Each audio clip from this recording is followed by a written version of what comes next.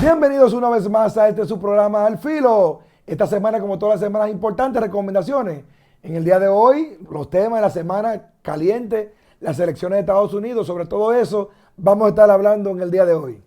Y esta semana, muy cargada.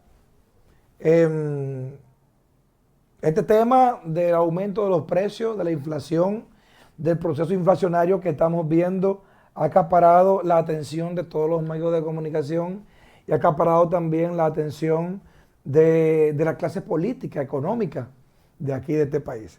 Miren, este es un tema que llama mucho la atención porque afecta directamente el bolsillo de los dominicanos. Hemos visto un alza, un incremento de los precios de forma descomunal. Hemos visto un incremento del plátano principalmente y el pollo, que son productos de la canasta básica de los dominicanos, y hemos visto cómo se ha incrementado de manera desproporcional. Vemos imágenes en redes sociales de importantes supermercados como Bravo, como Olé, como La Sirena, donde se han presentado plátanos a 44 pesos. Hay uno que dice 77, yo no creo que ese de 77 sea cierto, no creo.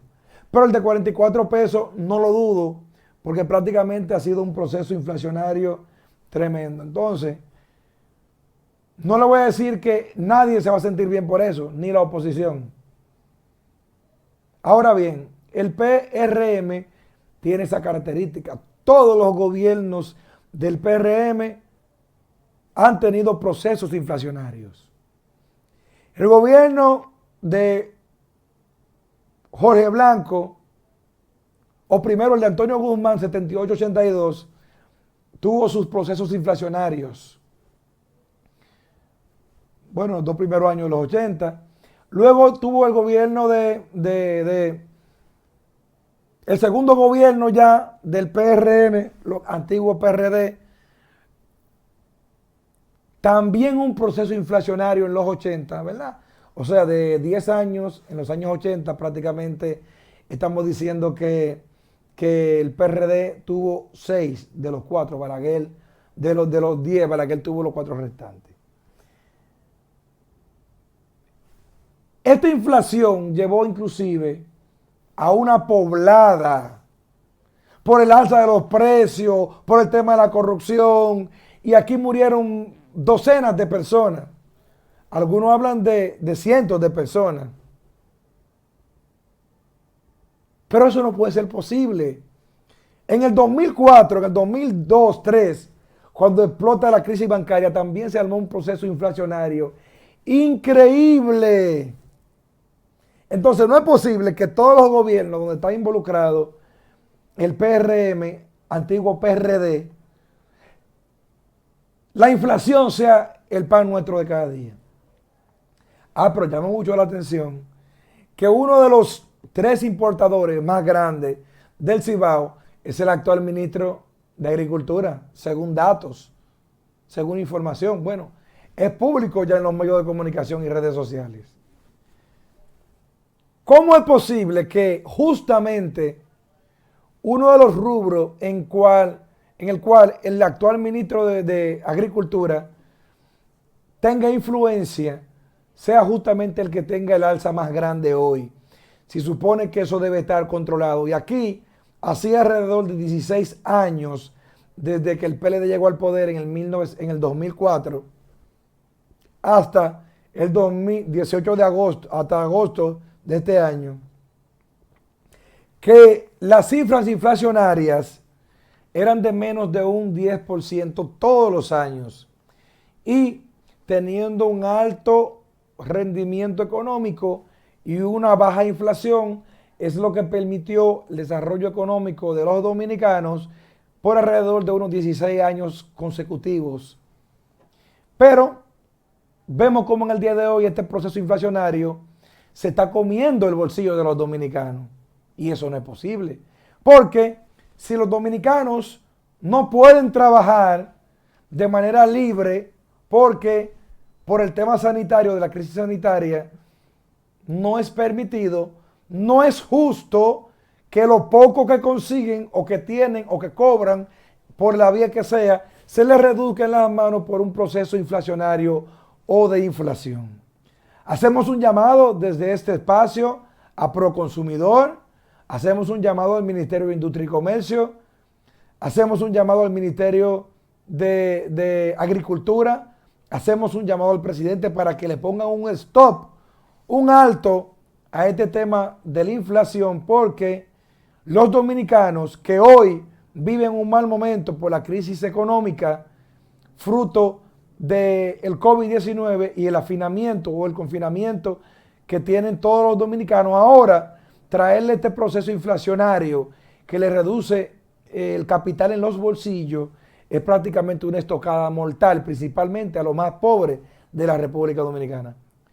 Vimos en el Twitter que el viernes pasado el ministro de Agricultura citó algunas medidas que habían tomado, pero yo no veo ninguna solución con esas medidas, porque el que tú vayas a prestarle a los campesinos para que siembren plátano, ese plátano está en 6 meses, no ayudará en nada en el día de hoy. Que tú vas a llamar a Industria y Comercio. Bueno, Industria y Comercio, aunque tiene que ver con el comercio, pero ahí está Proconsumidor, tú lo que está haciendo es debilitando el sistema de control de precios. Tiene que ver con INESPRE. Que INESPRE, bueno, pues entonces INESPRE solamente llega alrededor del 10%, tal vez menos, un 5, un 10% de la población. Entonces, hay que buscar una solución salomónica a este tema. Yo entiendo, creo que hasta el día de hoy no se ha dado pie con bola en este tema del control de precios. Prácticamente todos los productos de la canasta básica de primera necesidad se están yendo todos por el cielo, y solamente poniendo mano dura y los controles adecuados, principalmente con los especuladores, podremos controlar todo esto. Ojalá que el gobierno se enfatice en este tema, porque si no, nos va a llevar quien nos trajo. Y otro tema que causa gran impresión es el inicio del año escolar, que esta próxima semana ya está previsto para iniciar el año escolar. Hemos visto cómo desde el Ministerio de Educación se han presentado diversas fórmulas de cómo será abordado el inicio del año escolar. Sin duda alguna que esto es un tema que nos preocupa a todos, puesto que son sus hijos y nuestros hijos los que están involucrados, y aparentemente, a pesar de que hay una decisión firme del gobierno de la República Dominicana de iniciar el año escolar, desde un punto de vista de este humilde servidor, yo creo que hay pocas condiciones reales, efectivamente. Estamos diciendo que hay estudios ya que revelan que menos de un 25% de los estudiantes tienen las tablets o la computadora para conectarse, y que solamente menos de un 40% de los estudiantes de la República Dominicana pues tienen entonces internet. La fórmula fue que se iba a dar clases por internet, aunque ahora hay una nueva versión de que se dará clases por televisión y radio, que es una inquietud muy grande, pues la educación formal del día de hoy es una comunicación bidireccional. Yo hablo y tú hablas, yo hablo y tú me escuchas, yo hablo y tú interactúas conmigo. En la educación, cuando solamente hay una dirección, como es el caso de la televisión o la radio, donde solamente una persona habla y no hay retroalimentación, no es el método más adecuado de educación ni de enseñanza. Si bien es cierto que es un paño tibio a la situación, no es menos cierto que ese paño tibio no aplica a la realidad que vivimos en el día de hoy y lo que es el concepto de la educación mundial. Inclusive, el tema técnico, independientemente de las carencias que tenemos respecto a la conectividad, no es menos cierto que la educación a distancia es una realidad principalmente en sistemas universitarios de la República Dominicana ya y del mundo. Pero en el día de hoy nos vemos forzados porque el Ministerio de Educación, yo creo que tiene buenas intenciones, pero esas buenas intenciones no sé si finalmente llenarán las expectativas del país. Si no hay condiciones, señores, para comenzar la clase, no demos clase, damos clase el año que viene. Mi temor y el temor de miles y millones de dominicanos es que gastemos miles de millones de pesos y luego tengamos que suspender la clase. Eso querría decir que el negocio o que comenzar la clase podría ser simplemente un gran negocio. Y yo no creo que la educación pueda prestarse para hacer negocio con nadie. Entonces, si no obligado comenzar la clase, no comencemos clase. Comenzamos en enero, cuando llegue la vacuna, cuando existen las condiciones. No se puede forzar. Para mí, clase por radio y televisión, comunicación unidireccional, cuando eso es un tema superado, no tiene ningún tipo de resultado. Pero las autoridades son quienes finalmente tienen la decisión y ojalá que la decisión sea la que más le convenga al pueblo. No la que yo crea, sino la que sea necesaria y que dé mejores resultados. Wow.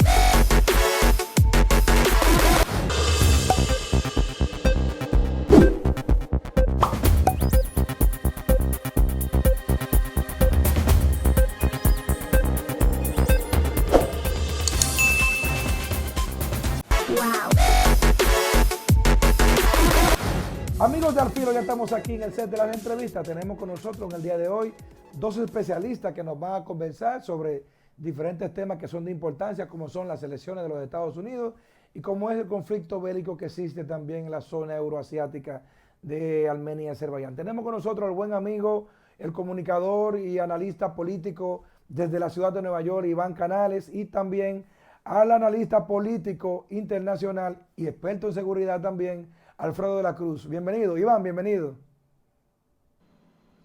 Bienvenido, gracias, Félix Lajara, al colega y hermano Alfredo y a toda tu audiencia de Al Filo.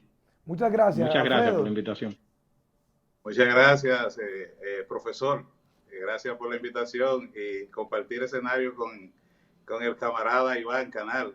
Un placer. Miren, para nosotros la producción es un placer tenerlo a ustedes en este espacio, jóvenes brillantes que han logrado destacarse en el mundo de la comunicación y del saber. Iván, comenzando por los Estados Unidos. Hoy es domingo, estamos diciendo que el próximo martes ya son las elecciones en los Estados Unidos, donde Joe Biden y Donald Trump andan terciando por la presidencia de los Estados Unidos. ¿Cómo tú ves el panorama? ¿Cómo va todo hasta el día de hoy? Bueno, sí, ya apenas 2 días para las elecciones, unas elecciones que se ve el entusiasmo, se ve un pueblo decidido a votar en diferentes formas, porque esta elección es marcada por lo que es el coronavirus, que han tenido que la ciudadanía y también, ¿por qué no?, la clase política, buscar la forma de que la mayoría de personas vayan a votar. Hay 3 formas de votar: la forma presencial, que sería el próximo martes, también la forma anticipada, que sería ya hasta el día de mañana, lunes, y también la forma de votar por correo. Ahora, estas elecciones, ¿qué han marcado? Han marcado mucho. Sin lugar a dudas, podemos ver el pueblo estadounidense dividido en 2 escenario importante. Vemos a Donald Trump como presidente, se presenta el mismo escenario que con Hillary Clinton en el 2016, con la salvedad de que ahora Donald Trump es presidente, está corriendo la Casa Blanca en los Estados Unidos.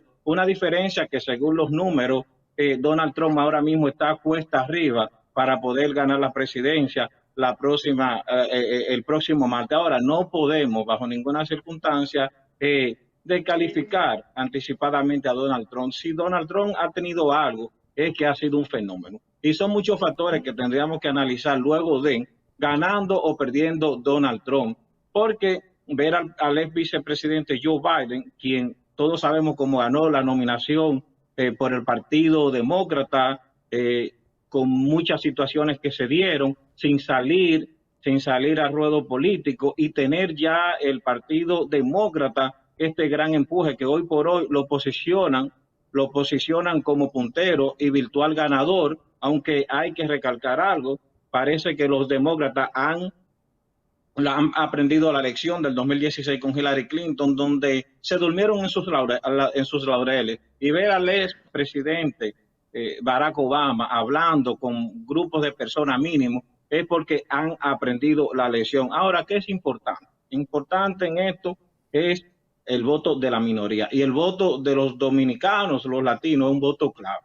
Son 32 millones de votantes. Iván, Estamos viendo como el mismo Donald Trump, que no tuvo ese apoyo en el 2016 contra Hillary Clinton. Hillary Clinton pudo lograr el 68% del voto latino, Donald Trump el 32%, pero ahora se conjugan muchas cosas, porque estados clave como la Florida, que son swing state, estados decisivos, Arizona y también Texas, hay una gran mayoría del voto latino que incidirán y serían clave ya en este último tramo, ok. el próximo martes 3 de Sí, noviembre. Iván, es una novedad para los dominicanos hablar del voto anticipado y del voto por correo. ¿En qué consiste todo esto? Me imagino que los dominicanos que te están viendo ahora mismo quieren saber a qué se refieren con el voto anticipado y con el voto por correo.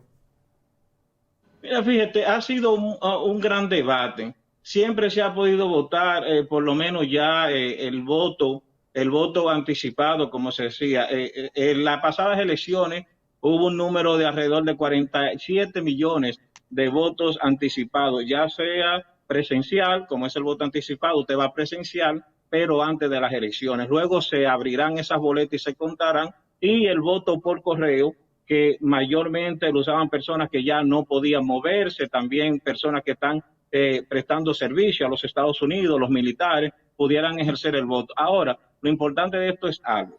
Se espera históricamente que estas van a ser las elecciones que tendrán más votantes. Se esperan más de 150 millones de estadounidenses que salgan a votar. Y de esos 150, hoy, domingo, hay más de 60 millones de personas que han usado el voto anticipado y el voto por correo. Una novedad que ha visto mucha crítica. La Suprema Corte de Justicia ha tenido que tener varios fallos. Hay muchas interrogantes, si esto sería válido, si se prestara a un fraude, pero lo que llama la atención más es la crítica que le ha hecho el presidente Donald Trump al voto por correo, no así al voto anticipado. ¿Y qué diríamos nosotros? Bueno, una estrategia del Partido Republicano, viendo de que la mayoría de votantes del Partido Demócrata, con el empuje y la ola que tienen, no podrían salir a votar, y está apelando a desacreditar el voto por correo y el voto anticipado. No así lo que se ha podido ver de la misma ciudadanía de forma, ya aquí en Nueva York se comenzó a votar hace 7 días, la gente ha salido a votar, la gente quiere votar de una u otra manera que se cuente el voto. Alfredo, tú Sí.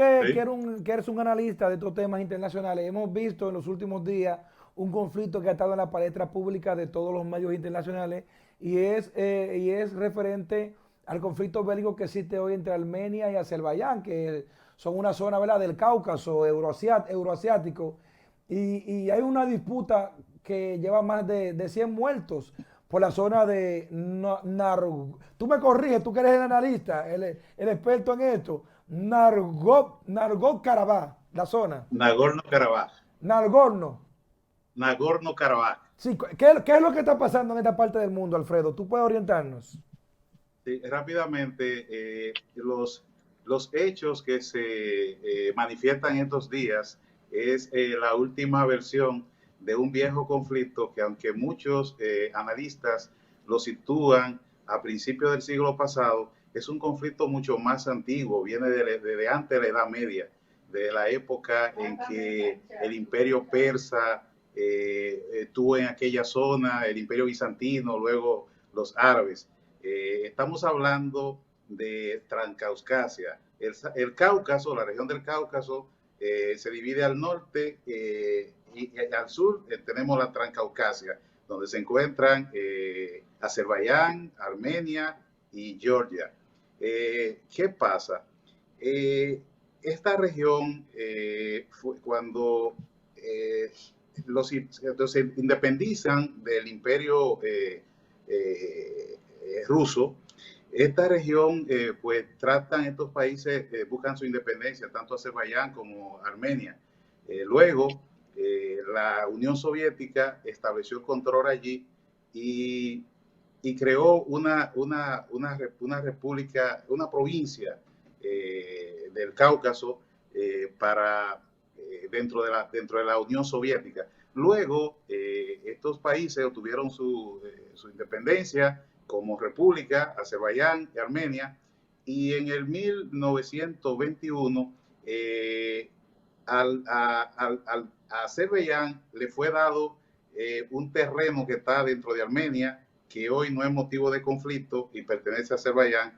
Sin embargo, los armenios que habían históricamente habitado Nagorno-Karabaj o Alto Karabaj, esa región le fue dada por los bolcheviques a Azerbaiyán. Entonces, hoy día, esa región mayoritariamente habitada por armenios se encuentra enclavada en territorio azerí o de Azerbaiyán. Esto ha creado diferentes conflictos y el más fuerte fue en el 1991, cuando la región se autoproclamó independiente, cosa que Azerbaiyán no reconoció. Sin embargo, el conflicto se mantuvo hasta 1994, una guerra que causó cerca de 30,000 bajas de ambos lados, y no se llegó a un acuerdo de paz, sino un alto al fuego que apoyó bajo la dirección de Rusia.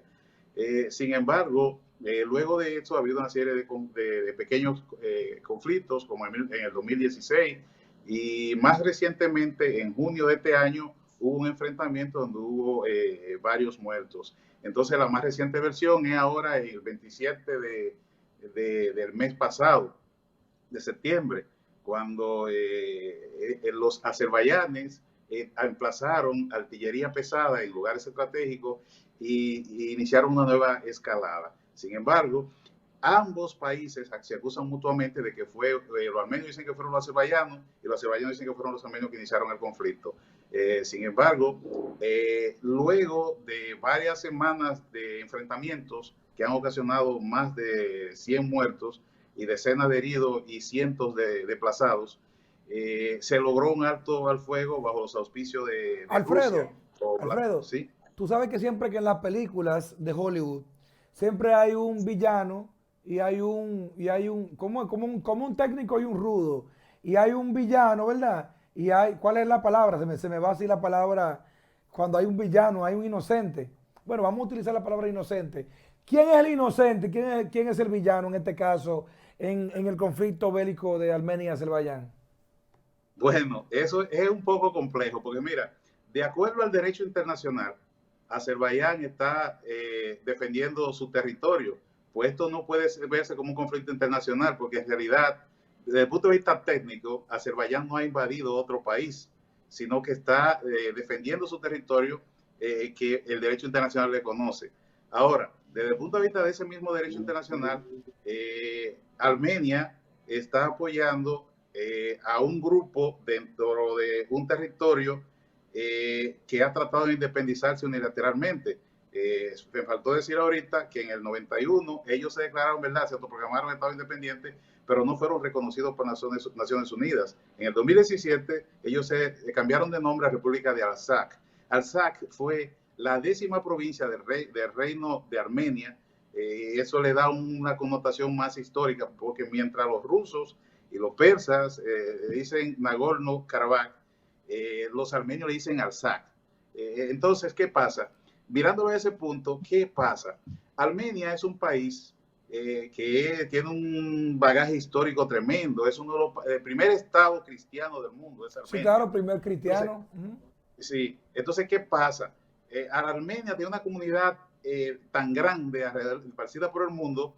Armenia es más conocida que Azerbaiyán. De hecho, tenemos más afinidad en Occidente con Armenia por el cristianismo. Un cristianismo que es más cercano al ruso, al ortodoxo, al griego. Sin embargo, entonces como Armenia recibió Alfredo, genocidio. Kim Kardashian es descendencia es armenia.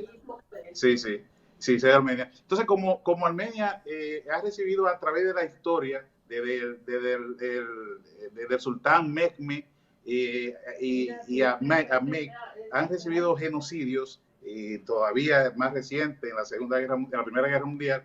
Entonces, Armenia apela a ese sentimiento para justificar y construir una unidad nacional en base a eso. La diáspora armenia es poderosísima por el mundo. En Estados Unidos todavía mucho más. De hecho, en Washington hay un museo armenio.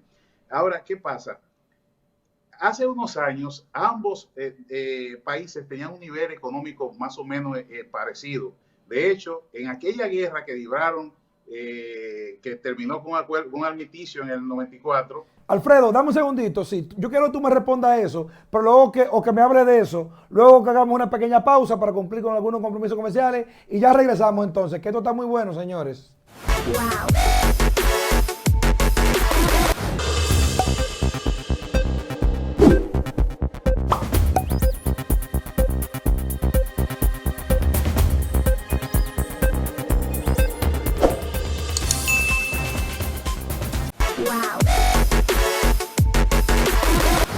Regresamos. Antes de irnos a la pausa, Alfredo nos hablaba de las causas, ¿verdad? Prácticamente de cómo comenzó todo esto. Pero antes de eso, yo quiero que Iván Canales me responda o que me hable. Iván, en Latinoamérica hay una gran admiración hacia Alexandria Ocasio, ¿verdad? Que es la nueva sensación, la nueva diputada, que es sensación por su discurso socialista o progresista desde los Estados Unidos. Pero ahora Joe Biden ha elegido una candidata vicepresidencial, Kamala Harris, que tiene el mismo concepto y un poco más avanzado que Alexandra Ocasio. ¿Fue acertada esa decisión? ¿Le sumen algo a la candidatura del Partido Demócrata, Iván, en los Estados Unidos?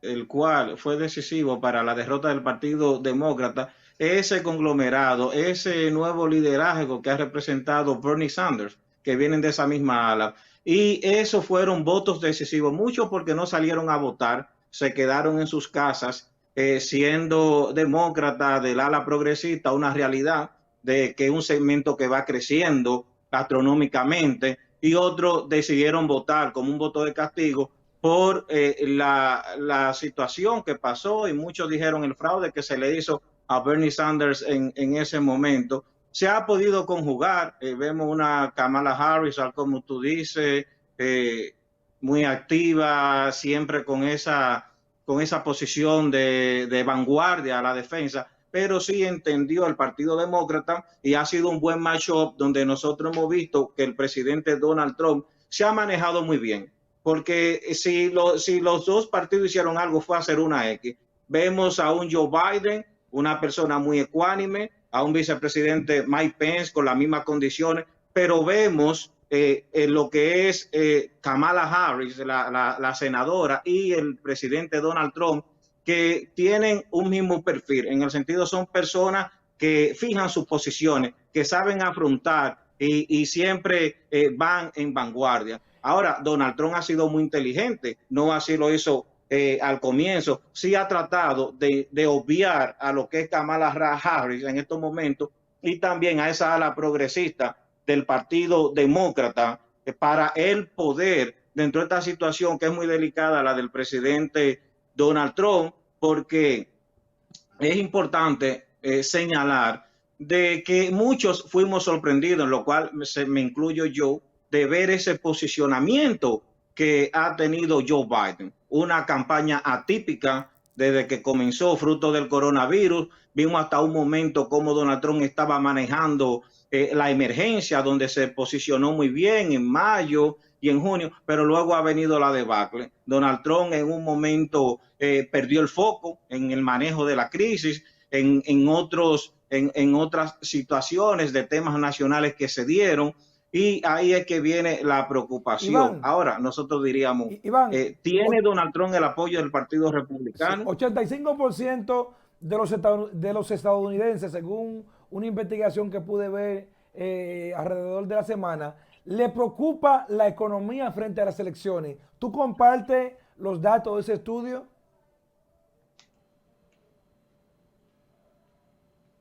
Bueno, sin lugar a dudas que no solamente para Estados Unidos, ya esto es una crisis mundial, cómo ha mermado y cómo ha afectado el coronavirus, lo que es el comercio internacional, la economía mundial. Estamos hablando de que se espera que podría haber una recuperación en una década vemos cómo ha mermado, como muchas economías han tenido que cerrar hasta el día de hoy, con un futuro incierto. Y aquí mismo en los Estados Unidos, en Nueva York que fue el foco de lo que ha sido esta pandemia, número uno a nivel mundial, sí las autoridades han podido dar un paso al frente, han podido estabilizar lo que es Nueva York y que se ha podido recuperar, aún con muchas situaciones adversas y muchos pronunciamientos del presidente Donald Trump contra los neoyorquinos, aún siendo neoyorquino. Pero ¿por qué hace eso Donald Trump? Porque Donald Trump sabe la realidad.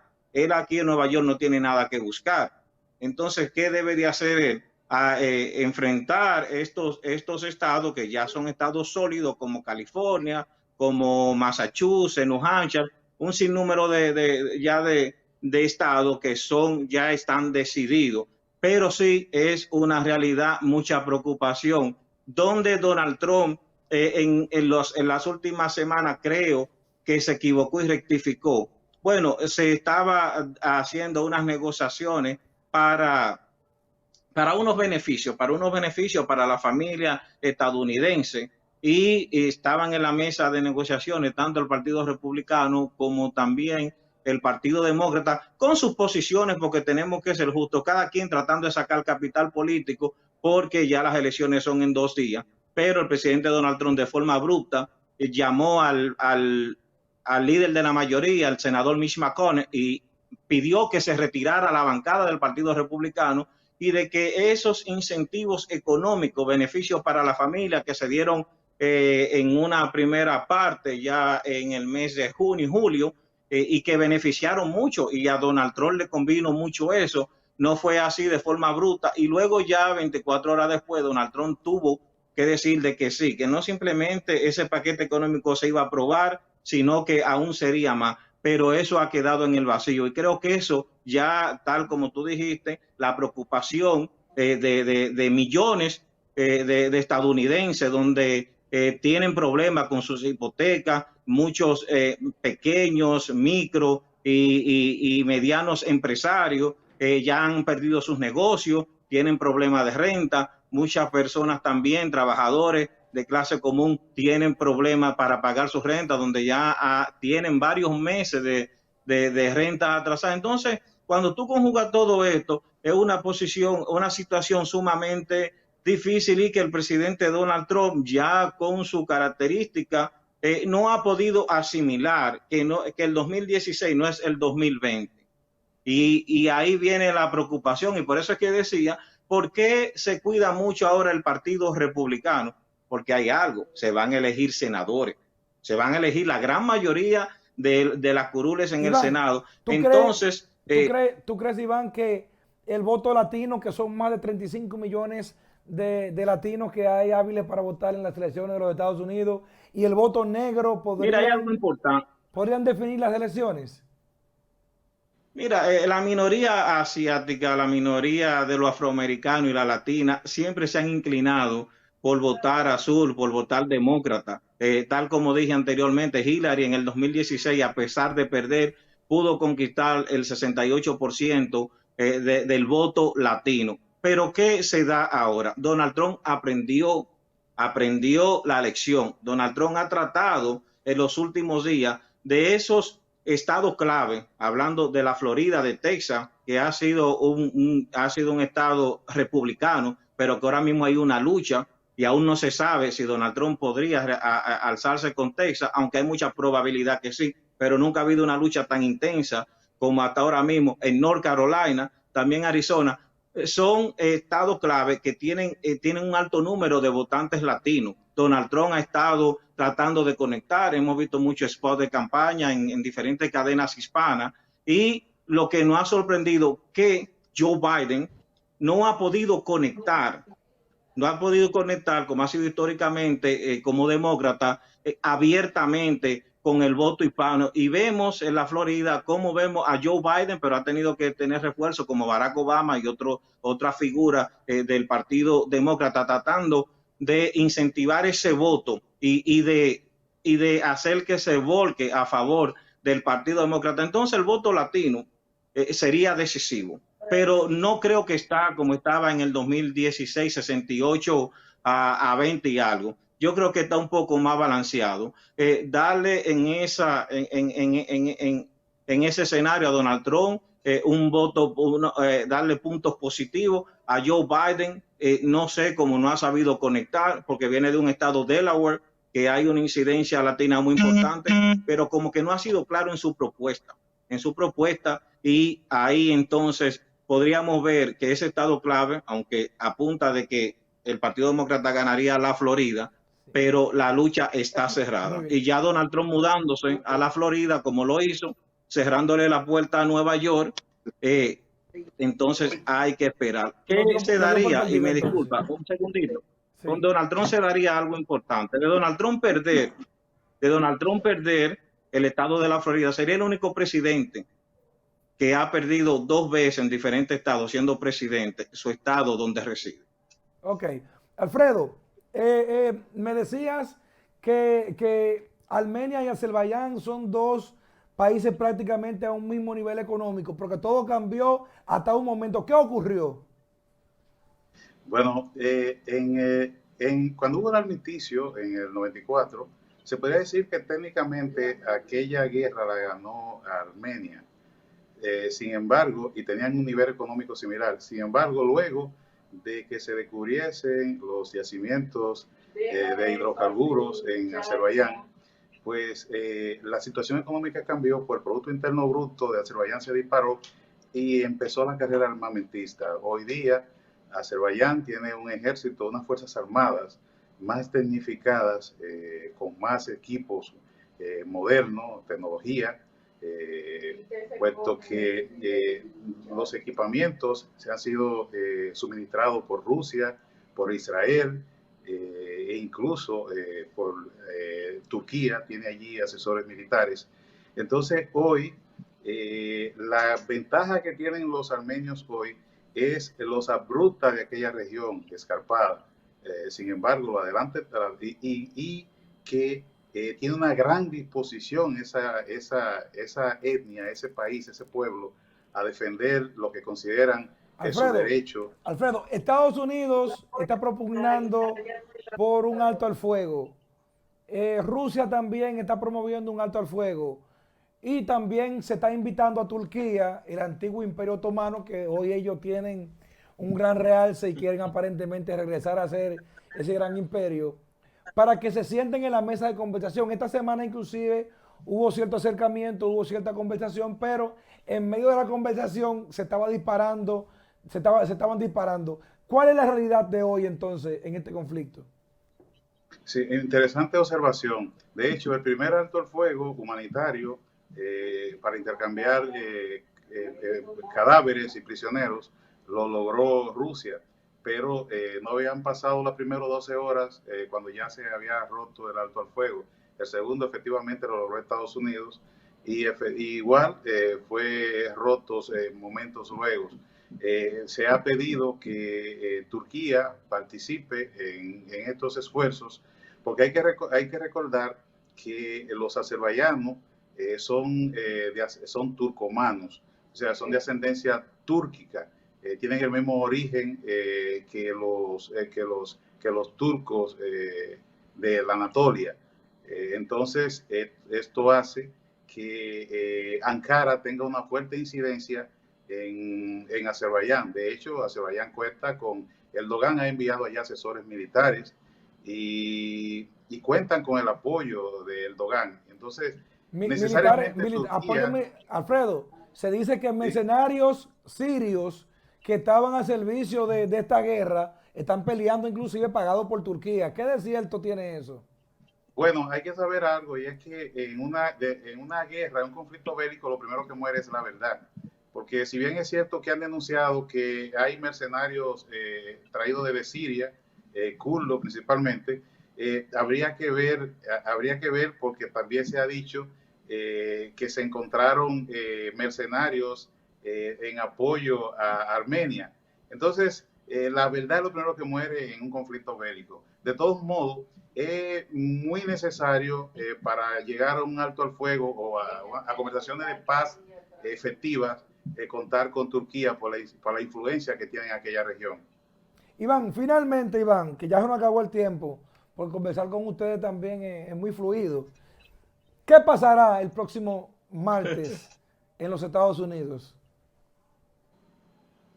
Bueno, lo que podemos recalcar e importante es el entusiasmo del pueblo de salir a votar. Unas elecciones, podemos decir caco a caco, no sabemos, porque si nos remontamos en el 2016, Hillary Clinton tenía la misma posición en el Partido Demócrata que hoy presentan. Donald Trump no era presidente, no corría a la Casa Blanca. Hoy por hoy vemos el mismo escenario, pero un Donald Trump con más poder, con más experiencia y que está decidido a hacer lo que tenga que hacer, inclusive presionar, a usar el hilo del poder para poder mantenerse. Pero lo que sorprende es que casi un segundo término para cualquier presidente en los Estados Unidos, en más de un 85%, es un mandato automático. No así hasta este momento, según lo que se puede ver, aunque hay que esperar muchos factores definitivos para saber qué sucederá. Pero sí, Donald Trump se ve en una situación sumamente delicada, un partido republicano hacia un lado, buscando mantener su posición en el Congreso de los Estados Unidos, y un Donald Trump decidido. Un Joe Biden que ha sido una sorpresa, ha sido un fenómeno sin hacer muchas cosas, se ha podido imponer, y lo que podemos ver tal vez que lo que se pueda dar una ola de cambio por la división que hay en los Estados Unidos en muchos aspectos racial, de ideológico, social, político. Podría ser eso lo que decida quién seguirá dirigiendo los Estados Unidos. Pero sin lugar a dudas, que pronósticos estarían de más. Es unas elecciones muy atípicas, muy cerradas, y hay que esperar qué sucederá. ¿Qué haría la diferencia? Lo que estamos viendo hoy por hoy. La incidencia y la decisión y el entusiasmo del pueblo estadounidense de salir a votar como lo están haciendo hasta el día de hoy. Alfredo, finalmente ya, Alfredo, ¿cómo quedará todo esto entonces en este conflicto? Un conflicto que aparentemente no es solamente por un territorio, también es cristianos versus chiitas, ¿verdad? ¿Cómo concluirá todo esto y qué perspectiva tú le ves? ¿Tendría una solución? ¿Serían los Estados Unidos y Rusia que tiene, por ejemplo, intereses con el gas de Azerbaiyán, ¿verdad? Que se acabe este conflicto, o seguirá todo como que nada ha pasado, matando gente como están en el día de hoy? Bueno, Lajara, esa es una pregunta muy interesante y que pone en perspectiva muchas aristas. Por ejemplo, hoy día Rusia tiene menos interés que antes para ponerse del lado de Armenia, a cual apoya y tiene una base en Ereván, y tienen afinidad cultural por lo de la religión. Pero, ¿qué pasa? Azerbaiyán es cliente de Rusia en el negocio de las armas. Rusia es un gran cliente de Rusia y tienen intereses comunes en el mercado de los hidrocarburos.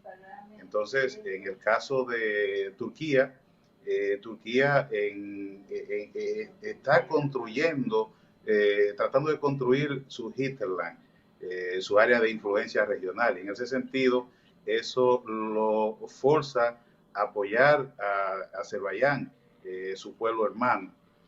Pero también es problemático por la historia que hay mezclada entre Turquía y Armenia.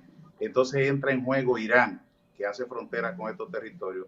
Irán, aunque en términos de religión está emparentado con Azerbaiyán porque son chiitas, tiene un problema. Y es que en Irán hay una gran comunidad de origen azerí. Entonces, por lo pronto, Irán mandó 200 tanques de guerra a la frontera porque no le conviene un enfrentamiento muy brusco, porque ahorita puede ocurrir que quisiera haber una unificación en términos de esos habitantes iraníes que son de ascendencia azerí. Por ejemplo, me parece que el presidente de Azerbaiyán es de origen de esa zona. Entonces, como se ve, Estados Unidos no tiene tanto interés en esa zona, pero Europa sí.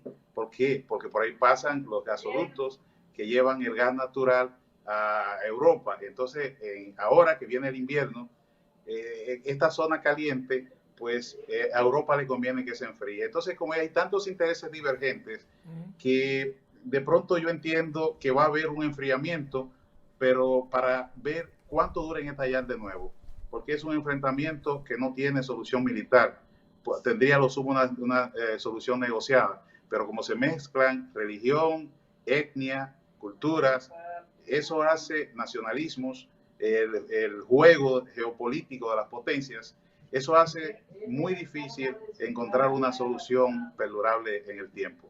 Alfredo, muchísimas gracias por tu participación en este domingo en la mañana. De igual manera también agradecer al buen amigo comentarista y analista político de la ciudad de Nueva York, Iván Canales, por sacar un domingo en la mañana que siempre está en familia para conversar con nosotros y que la República Dominicana pueda pues ver cuál es la realidad que ocurre en diferentes partes del mundo. A ustedes, señores, muchísimas gracias por su participación y vamos a pasar ya a la parte final del programa.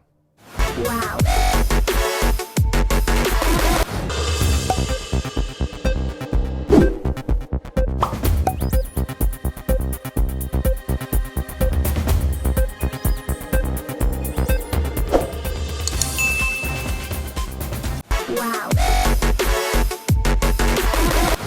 Amigos, gracias por quedarse con nosotros durante toda una hora. Para nosotros es de gran satisfacción contar con su apoyo. Será pues hasta la próxima en otra entrega de su programa